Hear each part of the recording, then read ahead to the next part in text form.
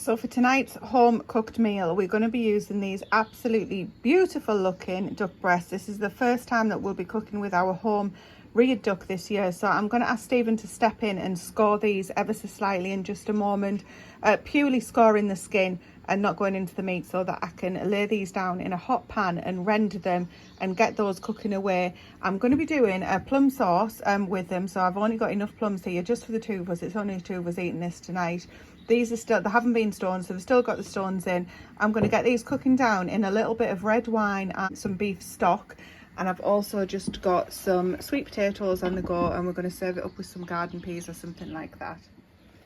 Now, I've done a little bit of research into this because I haven't done duck breast with skin on previously. So according to what I've seen online, you score your skin and then you want a red hot cast iron pan but with no fat in it, and you put your duck on skin side down and it renders, and then it will cook in its own fat, and there you go, job done. We shall see. In here I've got those 4 plums that you saw, some red wine and a little bit of beef stock, and that's just going to simmer away. That's the lowest heat I can get it on, unfortunately, but it's quite aggressive.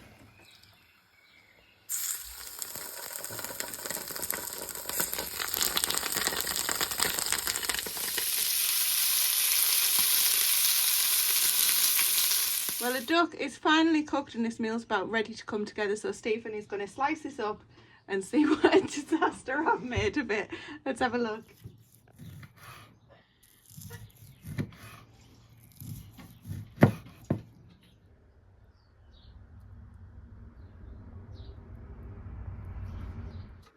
Beautiful.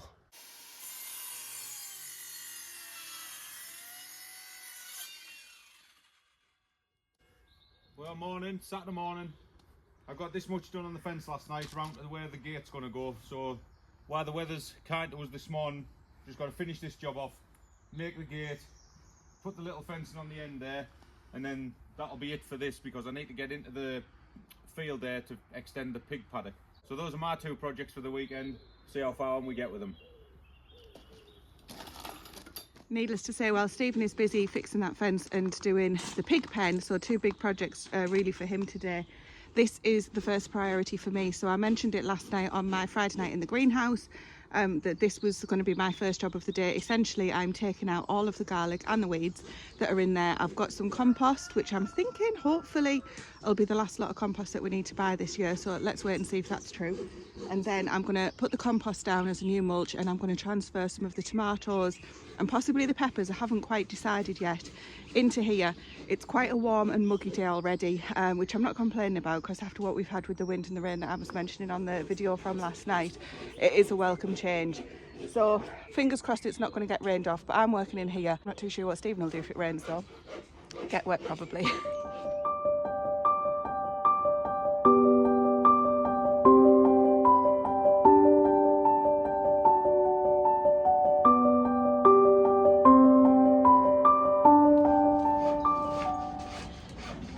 Where's the boiling?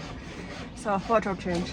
I've got Stephen's gloves to get these metals out because I've already been stung. My hands are throbbing like mad. Oh, where's my bucket? Just emptied it. First one down. So what I've done, I've taken all the weeds out but left the garlic in, because I want to keep the garlic in the order of what variety they are, in case there's any worse. Trying to grow again. I'll get rid of these and then we'll do the other side. Right, so for what it's worth, as I say, I've kept the garlic. I'm going to now take them out line by line and see how they've done, which on first inspection looks to be terrible. So these are German Giants. That's an onion, because the first one didn't work. In fact, there's a few onions in here. Because the German Giants just didn't germinate. Oh, in fact, I think this was the row where we didn't get any. Oh, God.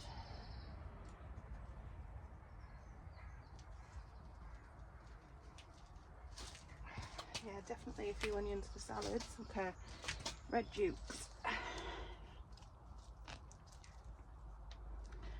Pathetic. Probably roast those whole, to be honest. Won't go to waste. I've got high hopes for these ones, which are the early purple, which we are definitely growing next year because they're more suited to our climate, and they've done really well in the polytunnel compared to everything else, which, as I keep saying, you know, it is because of the lack of water, I am sure. Like that, these guys have done really well too.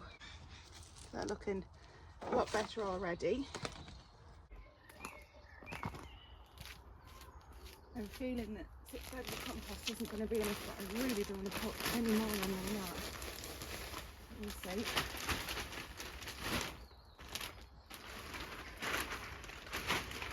Right.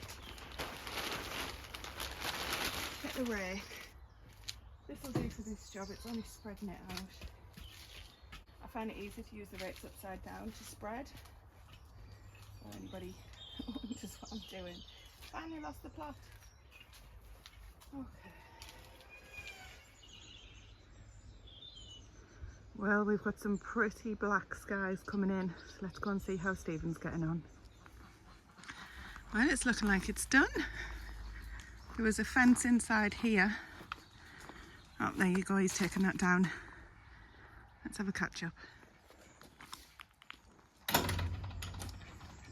Well, there's one job finished, just a bit of tidying up to do inside of the mesh that was up, but it hasn't half opened it up in there. So pretty pleased with that. It looks like it's going to rain in the next 10 minutes or so, so all I need to do to finish it off is just mesh the inside. I mean, the ducks won't really come through anyway, but just to be on the safe side, I'm just going to mesh the bottom rail there so the ducks can't get through. And then that's one job chalked off the list. And while Stephen's been doing that, I have obviously got the compost down into the polytunnel, and I've been thinking about what to do, so I've made a decision. I'm going to share that in just a second. And on the back of how dry that polytunnel was, I'm giving this greenhouse a really thorough soaking. You can see it's starting to come through, just to make sure that we don't end up suffering the same problem that we've had in the polytunnel with the watering. Although I must say I water in here regularly, so I'm not too sure why I don't in the polytunnel. It's just one of those things, isn't it? Anyway, let me quickly show you what I've decided in here before I start getting on with the job in the polytunnel. At least I'll stay dry if a storm comes in. So this is our little greenhouse of tomatoes that are in here at the moment. There's the odd onion in the front, and we're going to be putting some basil in soon. I've got a few blueberry bushes in here as well, but what I wanted to show you, just up until a few minutes ago there were 2 layers deep of peppers. Problem being that they were growing into the roof, and you can see how high some of these are. That it was pushed back like that, and the roof was starting to cause it a problem that it was going to start coming up. I don't want anything to inhibit these plants, so I've pulled all of these forward, but in order to be able to do that, I've obviously needed to move the other peppers that were there, which is all of these guys here. There are some fantastic peppers growing. We're going to be eating well come harvest time for these guys, but what was on here is now in the polytunnel. I can feel the rain already. So some of these tomatoes were starting to yellow, as you can see. They need some good taking care of, and that's what I normally do on the Friday, but I thought with me doing this today, I knew that I was going to be shifting some of these tomatoes, so I'm going to spend the time in here now getting these planted. These were the ones that were on that shelf that we've just looked at.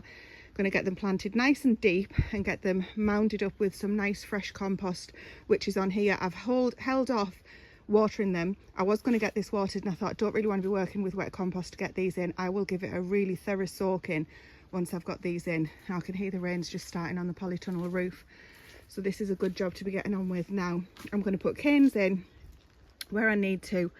I can tie the tomatoes to the structure of the polytunnel, but some of them have already fallen over. You can see they're quite dry, so we'll make sure that we take off the yellow leaves and we'll give them a good soaking in, and then I'll be getting some comfrey or nettle feed made, and we'll be starting to water with those as well. Keep these guys nice and healthy. That's the last tomato going in, and we are going to go in, take a bit of shelter because the rain is now due. The forecast has changed, and the rain's due until 8 o'clock tonight, unfortunately. So I need one more cane for this, and then that's all the rest of the tomatoes finished. Planted them nice and deep so that they can root up a little bit. I'm really pleased with how that's turned out compared to what it looked like with the garlic that was in here. Right, time for a coffee.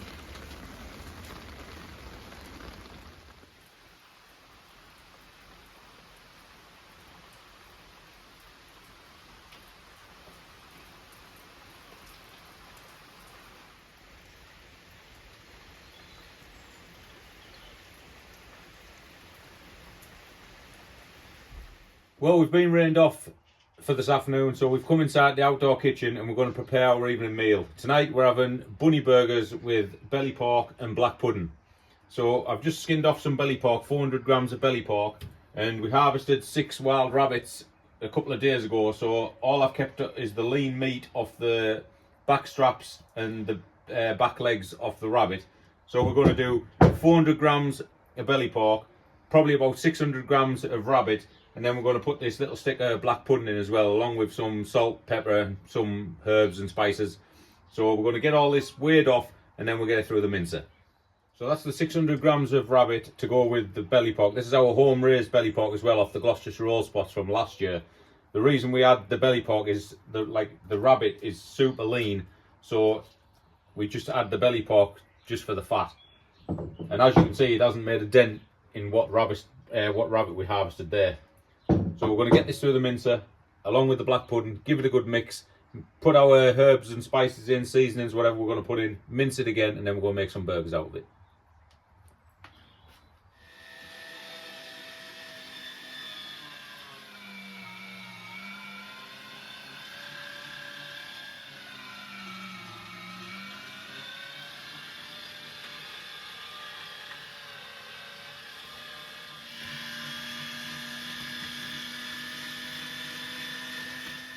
Well, there's that all minced up, so we're just going to add some seasonings now. These are our homegrown chilies from last year, dried and powdered, and Tracy's a bit keen on this at the moment. It's just like an all-purpose seasoning. So we're just going to put about a teaspoon of each in, and then we'll get it mixed. We don't want to overpower the flavour of the meat, so we're just going to put I don't know. Is that enough? Yeah? Give it a go. So just put that in there, and then just give that a tinkle. However you measure that in tinkles, and then we'll give it another mix up, run it through the mincer, and then get it on the grill.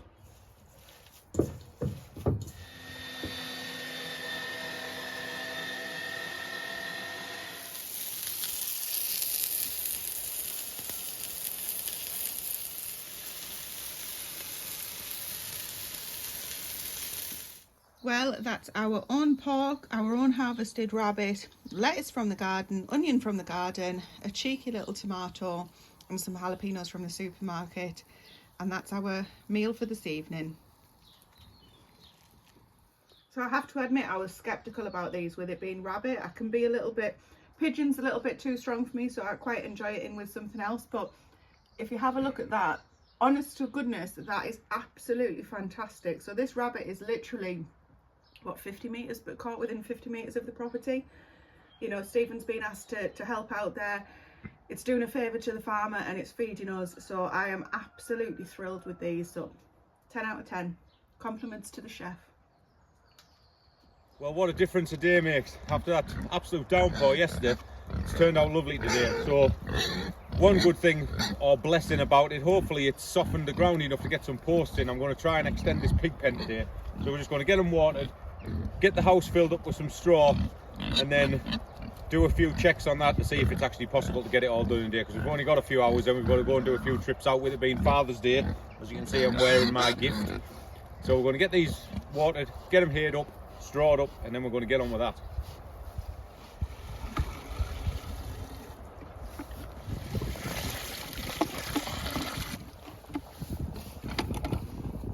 Like ducks, aren't they? They can't have clean water for more than 2 seconds. Hello, pickle. Hello, pickle.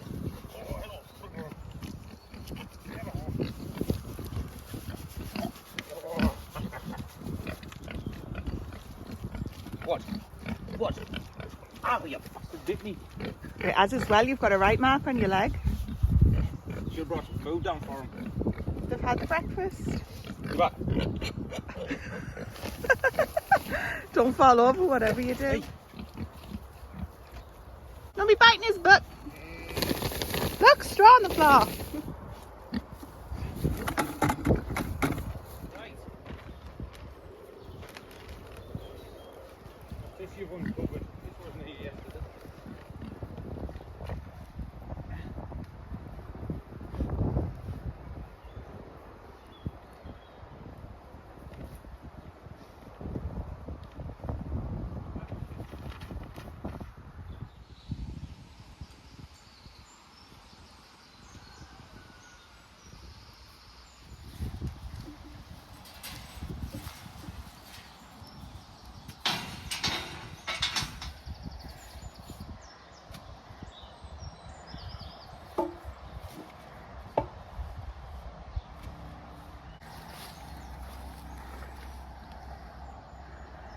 What do we think? Is it wonky?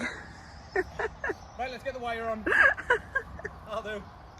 I was going to be doing some gardening today. I've got a few pottering jobs that I needed to get done, but still needed to be done. But it turns out this job that Stephen was going to be on with needs more than one pair of hands. Kind of obvious when you think about it. His shoulder's still playing up, which is typical, but did you notice it's not as windy as it was last weekend? We have actually invested in some microphones, albeit budget microphones. They seem to work okay. We haven't got them on at the moment because typically we don't need it today. But on the next windy day, we will be out here like kids in a playground, figuring out how they, well, we know how they work, but seeing if they're any good. But typically today it's a lot calmer day, which is really nice to be working in. It's quite warm. It's quite warm actually. It's warmed right up. So Stephen's just pacing this out. I've only got half a day today because, as you mentioned earlier, we're visiting people with it being Father's Day. Such a shame that we haven't won the lottery yet, but we'll keep trying. Doing this all day every day would be, well, challenging in itself, I guess, but we're up for the challenge.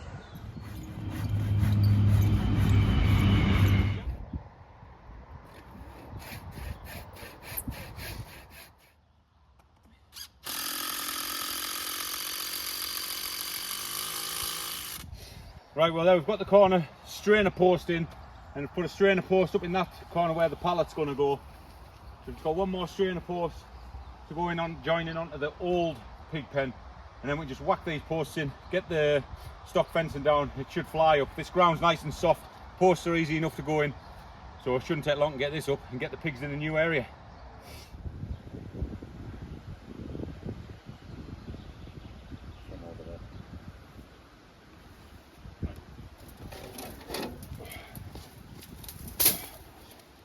Right, well we've got all the posts in, so now we're just going to get all this net rolled out. We've decided, well we did decide when we did that fence, we're going to put the fence on the inside, but then when we got to the corner we forgot. So it's on the inside on one side and on the outside on the other side. But really we want it on the inside so that when they do get bigger and they're pushing against it, they're pushing on against the posts as well as the fence.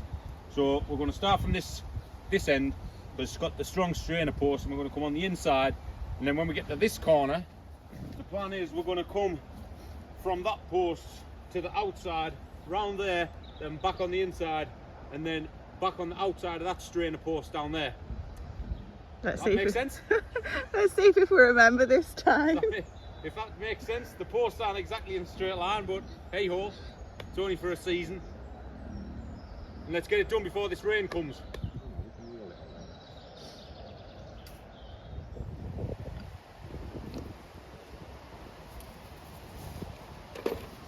Right, Mr. Pigglesworth. Right. Won't be long, won't be long. I can't see you coming with those ears, can they? Right. The last, most tricky bit.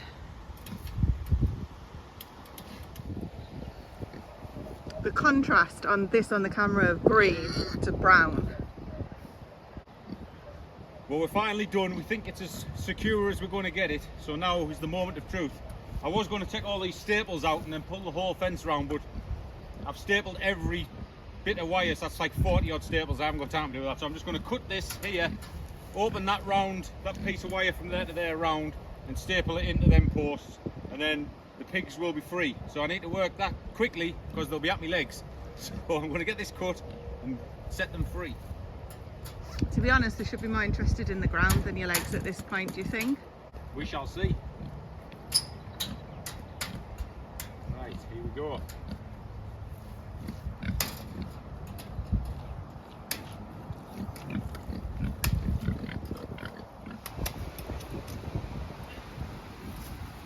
There you go, Mr. Pigglesworth. Free at last. Don't get yourself caught in it either. Well, that's another good job done for the weekend. They're finally in. We've just given some fresh water, which they've muckied already. They've found a nice green. There's plenty of nettles and weeds for them to deal with in the next 3 or 4 months while they're with us. So this is the job they've got to do for now. So we're going to take a break, a couple of hours while we go visit family, and then we'll come back and get on with a few other bits and bobs that we've got to get finished. And hopefully they'll still be here when we get back. Well, it's a couple of days later now, and we didn't get done what we wanted to get done at the weekend. With it being Father's Day, we went and visited family, and we were later back than we expected. So one job we wanted to get done was netting this strawberry bed. because we did notice we were getting a few ripe ones which we've picked for after our tea, but it's not just us that want them. There's a load of bugs and critters that want them also, so there is quite a lot in there already being pecked at and nibbled at. So we're going to get that net over now, and hopefully that'll protect them. So thanks for watching, and we'll see you in the next one.